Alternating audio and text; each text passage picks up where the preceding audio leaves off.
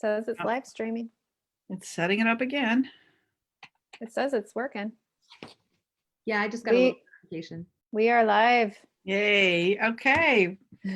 Well, I want to welcome everyone to the opening reception and award ceremony for our relationship show for Webster Arts. I'm Jean Vogel. I'm the executive director of Webster Arts, and this is our sixth and last virtual show of 2020. We were really hoping we'd have some in-person shows in 2021, and I'm sure we will, but our next show will be coming up in January, and it's an open theme annual, and any artists out there who are wanting to apply for that show, the deadline is December 17th, and all the information's on our website, so you can get that. I want to tell you a little bit about Webster Arts just really quickly. We're a nonprofit organization located in St. Louis, Missouri, in the inner ring suburb of Webster Groves, which is a wonderful community of lots of arts organizations.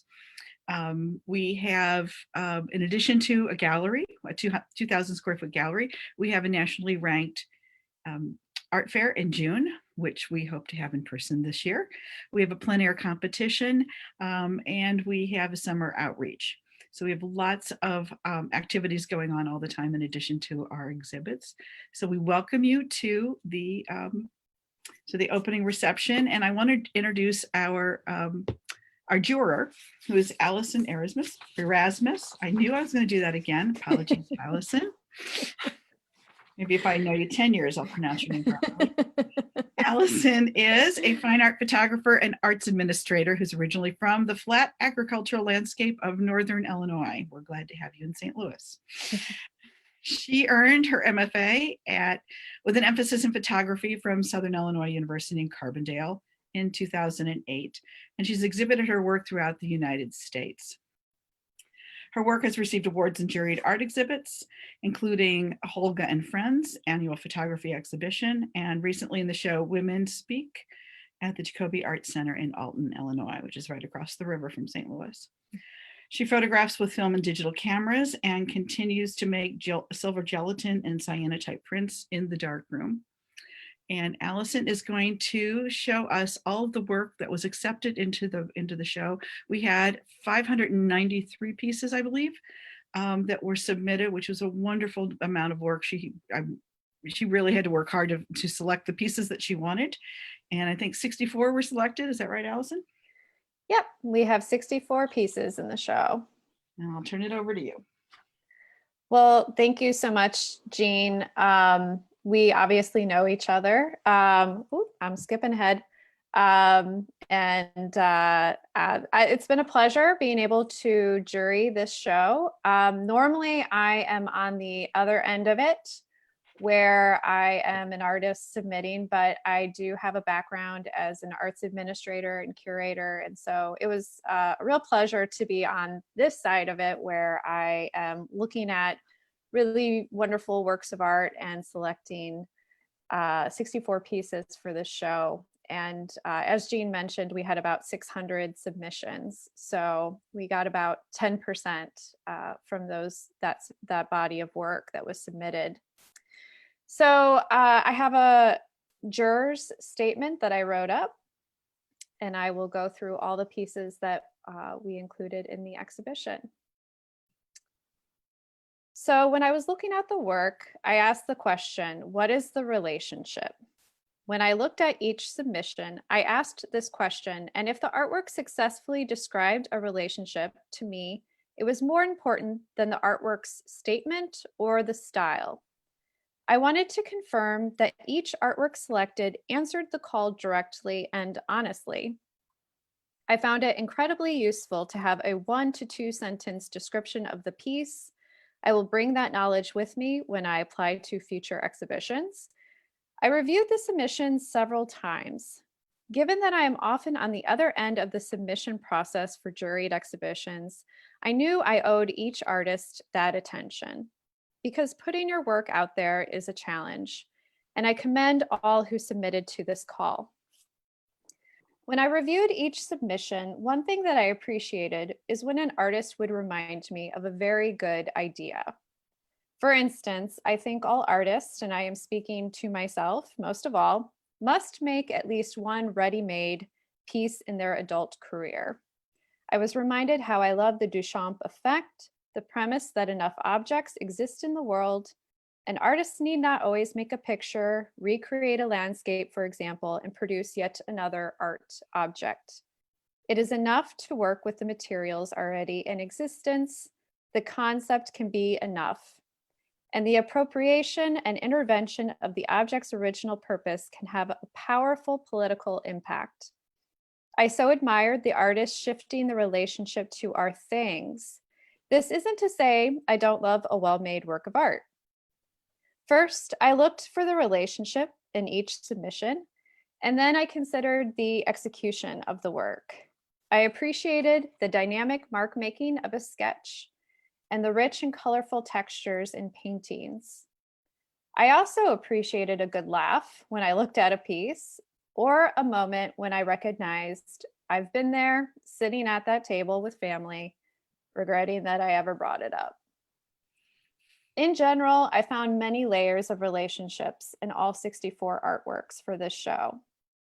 There are formal relationships in a composition, such as the relationship between colors, light, balance, and textures. There is the relationship an artist has to her medium, the relationship between the artist and the subject, the relationship with those we honor, and the relationship to those people and places from our past. And I saw many pieces that examined our evolving relationship to our memories. The relationship to personal and family history evident in the show makes me think artists make excellent historians.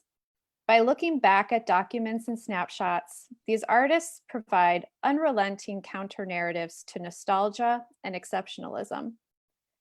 The work I selected also considered the relationships to unseen ecosystems, the ecosystems we are so tethered to, and yet we often overlook. For instance, I selected art that revealed the labor it takes to provide clean linens for a hotel, or the microscopic molecular relationship within an eye's retina.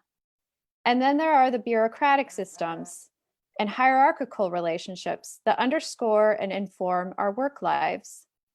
The works in this exhibition reveal the empty and toxic relationships we have to technology, fairy tales, and addictive substances. And of course, many works showed our connection to the earth, our relationship to places, seasons, our bodies, and other animal life. Even in simple messages, I found layer upon layer of relationships in all the selected works. I can tell most of the artists are devoted to their process, and to me, as an artist, this is one of the most important relationships of all.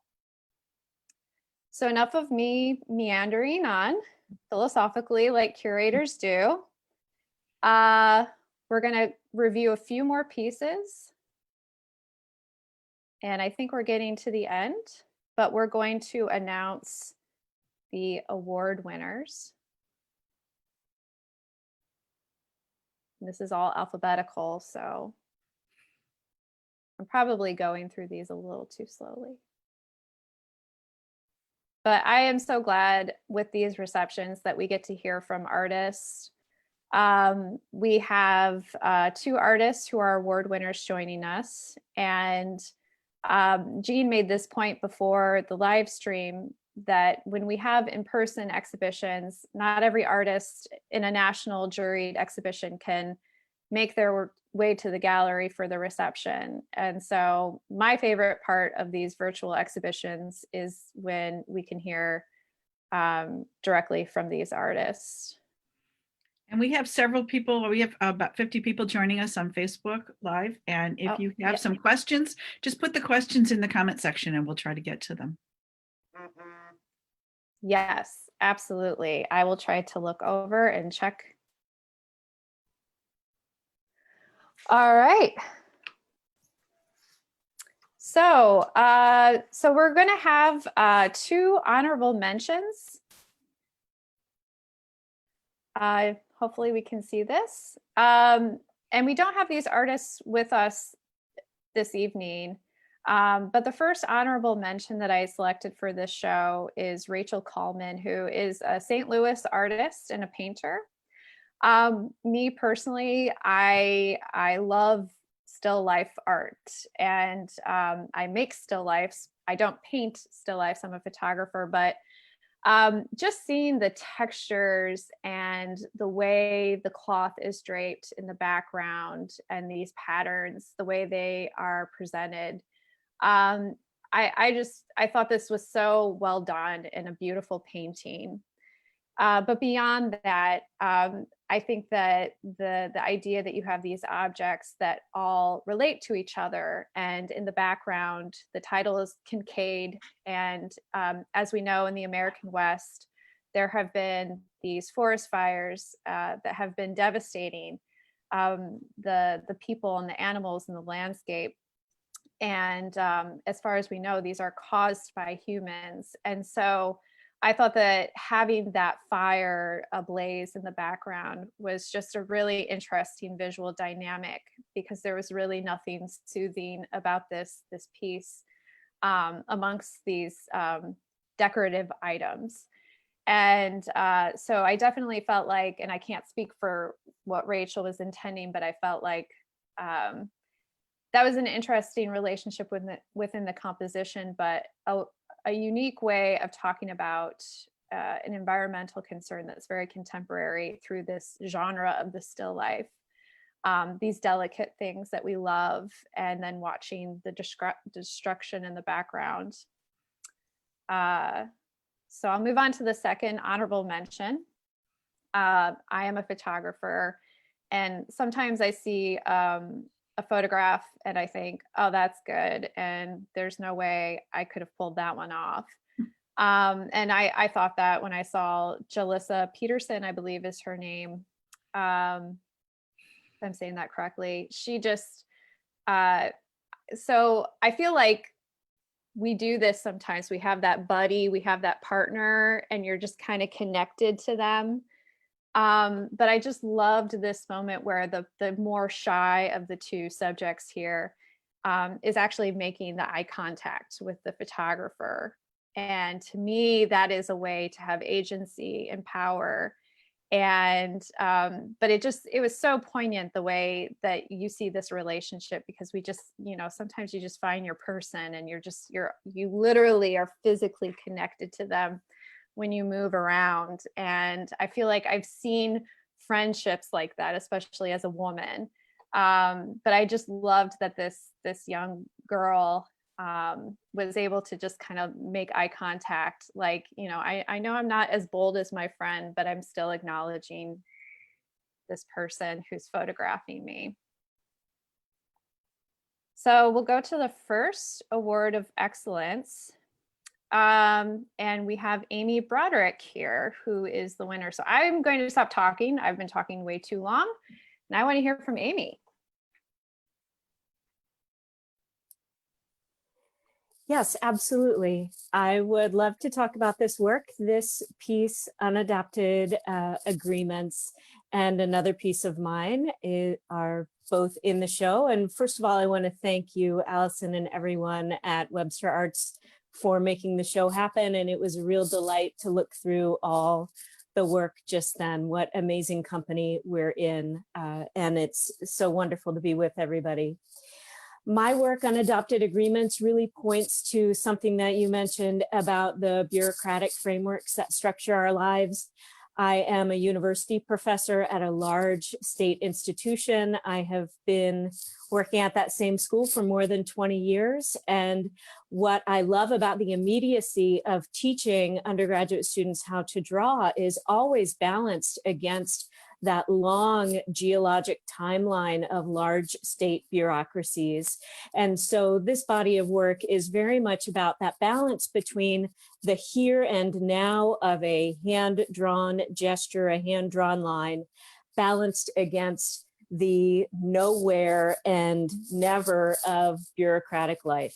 And so this piece, Unadopted Agreements, is a set of reclaimed office materials, tab dividers, office paper, into which I hand cut 8-sided shapes in scales that decrease by 5% for each individual layer. And it is that repetition and that kind of incremental progress that allows me to use my studio practice to kind of mirror some of those small activities of bureaucratic life. Yeah, if I can intervene, I think when I came across this piece, I was blown away. It's so smart. It was really brilliant. It struck a chord with me just because we were talking about this before. I've worked at universities, and I have come across so many interoffice mail envelopes. I've come across so many dividers. I never thought in a million years to use them in an art piece to talk about our work life, which is a big part of our lives. And so when I saw this, and I thought this was such an interesting intervention, and I feel the geologic time, those layers, that cutting into the material. It's even better hearing you talk about this piece because I was very taken with it. There's a person I follow on Instagram called the Jealous Curator, and I felt like this was my jealous curator moment where I thought, oh, okay, that's really great. Thank you. Thank you. And we were talking a little bit about this when we got together in the moments before the live event started. But as we were all sharing our training and our pedigree, I'm trained as a painter. I actually have my undergraduate degree in sculpture and my graduate degree in painting. I teach drawing and painting, and I'm the director of foundations at my university. And the photography work that I do and the cut paper work I do, those really started almost as hobbies or sidelines or parallel practices. And especially as I approached mid-career, it became the case where I felt the need to have many divergent modes of practice happening. And it was many of the modes that started out as something a little bit more playful or informal, the kind of doodling on faculty meeting agendas or taking snapshots of my children, that then evolved into the more serious or dedicated practices that I'm engaged in now, making bodies of work of modified reclaimed office supplies or portraits of children out in the world. So it's often those little things that kind of creep up on you from the side of your vision that can become primary practices as time goes by. Well, I don't know if anyone else has anything else to say, but thank you so much for being here tonight, Amy. Thank you. And talking about your work. So are we ready to move on to the next award winner? Okay, so we have Amy Broderick, or I'm sorry, not Amy Broderick, Erin Derby. I'm looking at two different screens right now. I'm looking at the live on Facebook and then this one. We have Erin Derby, My Father's House, and we are so fortunate to have Erin here tonight. So I look forward to hearing from her. Hi, well, thank you so much for including me in the show and for giving me an opportunity to speak about my work. I'll echo some of what Amy had just said about such amazing company. I'm really quite taken with the variety of work and with the beauty of some of the pieces included here. There's really some strong work, so I'm honored to be a part of the exhibition. This particular piece called My Father's House is a flag book, which is in the shape of the house that I grew up in as a child. And my primary discipline is actually photography and video and graphic design. So like Amy, I'm working out of my wheelhouse here. But what happened for me, I think, as what happens for lots of artists, is sometimes something will occur in your life that you just can't process in a way that you usually work. And for me, that was the sudden and unexpected death of my father. When that happened, I really needed a way to unpack that and to think about it. And photography just wasn't doing that for me, and graphic design wasn't doing that for me. And I needed something that felt really quiet and intimate. And for whatever reason, that manifested as bookmaking. And it wasn't a way of working for me prior, but I fell in love with the process. And for this particular work, the kind of narrative that I built here with this book that looks like a house is about not only my father's death, but subsequently the loss of our childhood home right after he passed away. So you can see in the construction of the book, there's some handwritten notes, like in the spine and the binding in the bottom left here. He's got like some of the notes that he was writing because he was in debt and was trying to keep his house in his name. And then when he passed away, the house was sold. And so I had to process losing my father and then losing my childhood home at the same time. And I thought, well, this is really messy as a narrative, and this is really messy as an emotional experience. And so for me, it made sense for that to manifest as a flag book, where you can see the interior, instead of the pages running in a linear way where you look at one and then the next and then the next in a progression of narrative. Instead, they're flags and they fold in on each other. And so what I decided to do when making the interior part of the book is to have some of the flags be pictures of me and my brother and my father in this childhood home.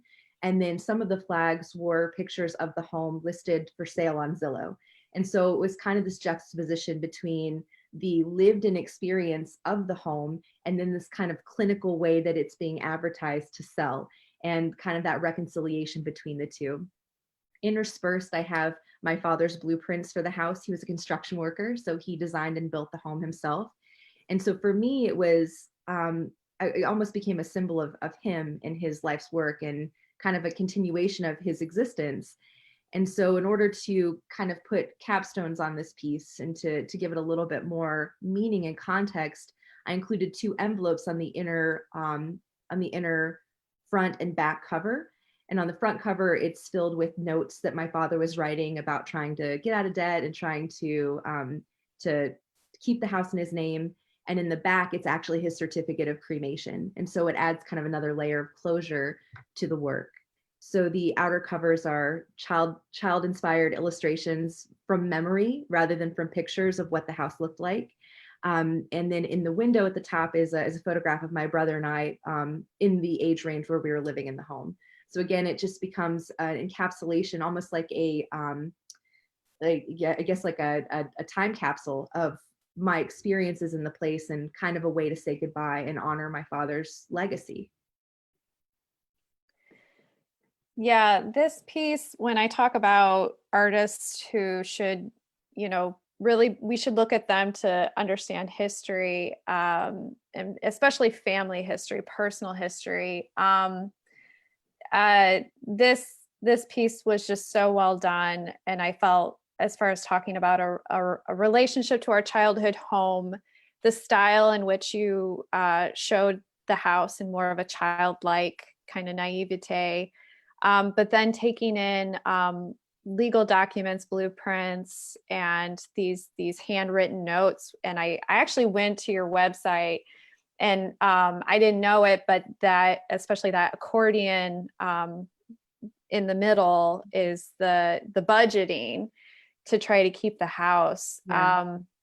That I thought that was really powerful, because as a freelance photographer, I've gone into homes that people lost because they couldn't make their mortgage payments. And I've actually seen postings on doors, the back of doors, of how to save money. And it's just this really poignant and just very upsetting thing to see, and to realize that you're witnessing this extremely intimate moment. Actually, I thought this piece was just really beautiful. I love book art, and but this was, you put it all out there. You put out something very personal, and that's very brave. And I just thought that this is something that a lot of people will understand. They'll understand the passing of a parent. They'll understand the financial struggles, and then your relationship as a child. It was all these different timelines within one piece. Yeah, and I think that you mentioned the idea of memory, and that's something that is really important to me in my work, and I think is relatable, even if this particular experience, which is obviously very real and personal to me, I think it's also not exclusive, right? Because of how we experience memory. And so the theme or the symbol of a house, which as a kid is a palace or it's a castle, it's protective, and you feel like you're in this encapsulated shell.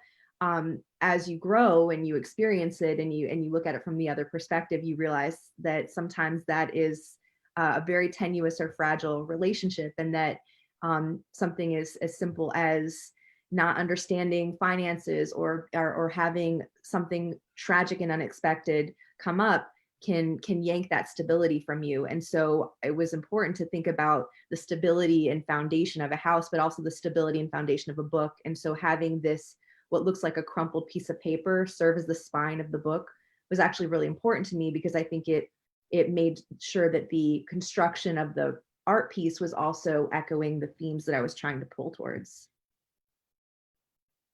Brilliant. Thank you. Yeah, thank you. Thank you for sharing the process behind this piece. And thank you for submitting it to the show. Absolutely. And part. There's actually, so there's 2 pieces by Amy in the show, and there's 2 pieces by Erin. I actually went back and I thought, both of the books that you submitted, I just thought they both need to be in this exhibition. So thank you so much. I appreciate that. Little tidbit about that.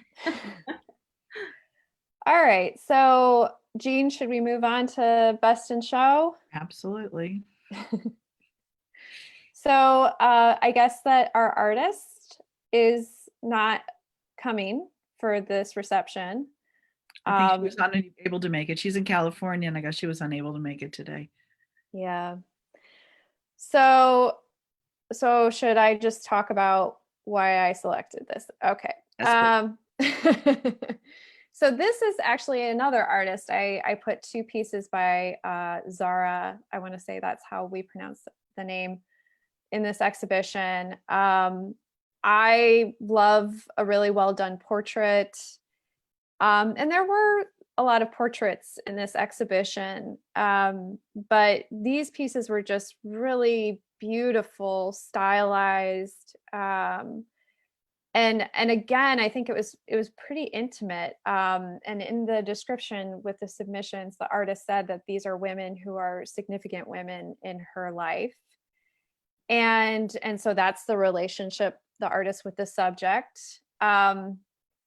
But she also talked about these women being in an environment that's very peaceful, very soothing. And so I think that style where, it's more of a layer, you have the texture of what looks like writing, especially where the parts where the skin is showing. And then you have these blossoms and fish swimming around, and it disrupts the seamlessness that you usually get with a more representative portrait. And I feel like I just get a lot of pleasure in looking at something so beautiful too. So I kept going back to her pieces, and I feel like they're just really beautiful portraits, really beautiful tributes to these women who obviously mean a lot to this artist, but just really well executed. And I would have loved to have talked to the artist about what looks like, and I'm not a painter at all, but it looks like there's paper collaged under, and then it looks like there's some kind of painting being done over it. I would have been interested in hearing about that, and the decisions behind that. But I'm not the artist. So so that's our Best in Show. Can you bring us back to all of the people, and just bring us back to the 4 of us. Oh, stop sharing your screen if you wouldn't mind. Perfect. All right. Okay, good. Thanks. Well, I want to thank all of you for both of you for being here, and Allison for joining the show and giving us so much insight. I'm not seeing any questions. I'm seeing some really wonderful complimentary comments, and I hope you get to see those on Facebook, and you should be able to take a look at that. I do want to let everybody know that the entire exhibit, if you weren't able to see it completely as we went through it at the beginning, the entire exhibit is on the exhibit platform, and we'll have that link on our Facebook page very shortly, so you can take a look at it. You can literally walk through it and see each piece up close. The works are for sale, or some of the works are for sale, and we do encourage supporting artists. I suspect we have a lot of artists and artist friends and family on this call, but you know who to send these images to so that they can get sold, because we need to support the artists as well as everybody else in this economy right now. I'm not seeing any questions, but I'm wondering if you have any questions for each other or for Amy, Allison. actually, I did have a question for you. I wanted to know, because so much of the layers of your work had almost like a topographical or a map kind of feel. Was that something that was an intentional connection that you were trying to draw? I mean, there was something about it that almost felt like drawing, or kind of like subtractive work, and I wasn't sure if that was just me reading into it or something that you were thinking about. Erin, I really appreciate the question. It's in my drawing background. I've actually done a lot of drawing that's based on forms from cartography, from all kinds of map making, especially topographic maps, and the concentric nature, or the relaxed concentric nature of the shapes definitely speaks to something like ground forms or depth charts. And so I think that that's a really astute observation. Cartography is definitely a passion of mine, and some of this work has translated onto old maps and atlases and things like that. So Awesome. Well, I'm a fan, so I'm going to be checking out your stuff now. thank you. I've actually, while Allison was lecturing a little bit, I was already over here off to the side getting to know you online too. But one of the questions I have for you has to do with the content and subject matter of your work. You mentioned that bookmaking is a departure for you, but are some of these themes common across your work? Are these stories that you tell in other contexts? Yeah, so my work has always been about exploring relationship and memory.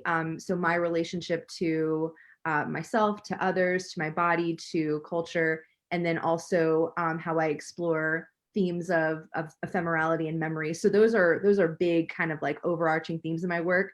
But the way that they manifest is sometimes like across the gamut. Like, so it goes from bookmaking to photography to performance and installation, and everything in between. But I really do love the intimacy of handling a book as an object, and so that's something that I kind of keep coming back to. And the meditative quality of illustration is something I really quite enjoy, so that keeps making an appearance in my process. But thank you for asking.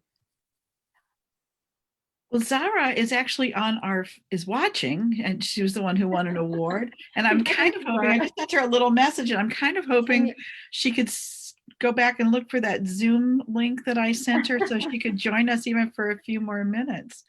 Get on that call, because I can't talk about your art. I'm not the artist. Please get on this call. Well, we would love to hear from you. We don't have a whole lot more time, but we'd love to hear from her. While we're waiting for her to call in, if she can, I'd like to ask the three of you if you want to talk a little bit about how or if the pandemic has changed your art practice or had an impact on your art practice. Erin, you want to start? I think for me, the biggest impact has been how it's changed teaching for me. I teach at Marietta College, and I didn't realize how much interacting with and working with my students is a source of inspiration for me. And so I think that that's been a challenge in my studio practice. And so I think that that's been a little bit complicated, because I'm a social creature, and I really was like, I never really realized how much I need that interaction with my colleagues and with my students. And so I'm hoping that as things hopefully settle down, that I can find a way to incorporate this kind of weird isolation and changing of relationships into my practice. But that's my personal issue with it. So how about you guys?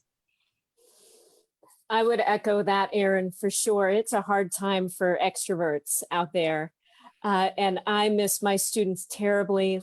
And teaching online is very real and it's extremely fulfilling. But anytime I can see them in person, even at a distance, it is just that human interaction is just absolutely everything. And I can't wait to get back to it.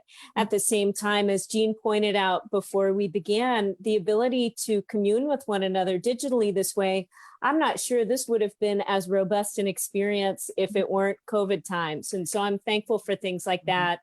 And I am thankful to make small work in a time where the world has gotten very small. Yes. And the small scale and the repetitive nature of the work is very well suited to these times. And at a certain point, just a little bit ago, my 2 little boys came through and kind of peeped over my shoulder and took an earbud and listened in on this.